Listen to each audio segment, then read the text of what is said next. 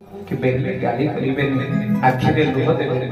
हेले अच्युतानंद महापुरुष लिखिथिले मा बोले समय नहीं आसीबो मालिका कोन कहिबे केई केई भंड माल कोठी कोन धरा पड़िबे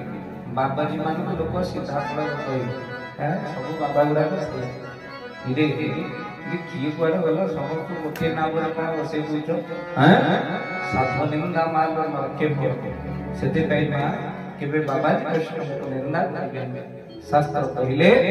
पहले मारी करे महापुरुष लिखिले पहले विश्वया व्यासरे होइनो विश्वया व्यासरे होइनो साधु पुण्य बोलिबे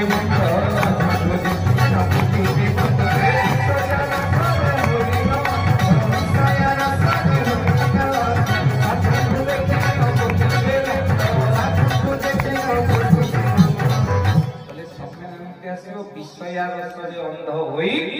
साधु कुमार मंद बोले विचार आगे आपण मानकर ससदला मालिका गोटे दुकान रे मान जने साधु बसते गरम गरम जिलापी छणा साधु को भारी इच्छा था कि जिलापी मारलो खाइबा एई समय भीतर मान साधु अंकारे हाथ मारले टंकाटिए पाखरे नहीं मन भीतर चिंता करले ठाकुरे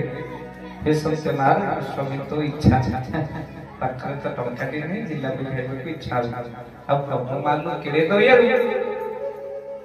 कौन के जानी से दुकानी मन भीतर आसे ना दीटा जिलापी आनी साधु को दल काहे के ना साधु खाइले जगत कल्याण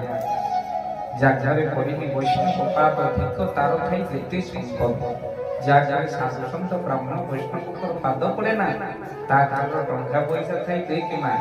मसानी को गला बेले तो से संख्या 2 टंका पड़िबो ना आउ का भलो पैसा से 500 टंका पकेबे आउ ना पहले ता संपद होची ठीक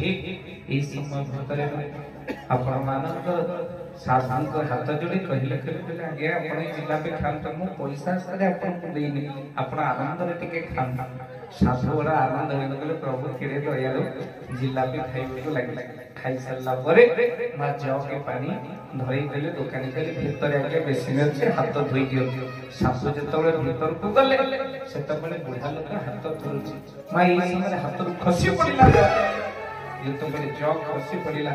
स्वामी स्त्री दुई जन जाक मात्र सेई दुकान में बसी खाउ स्त्री ऊपर मार पानी को ढाली हे गले जे पानी को ढाली हे गला स्वामी स्त्री भारी व्यस्त रे ओहो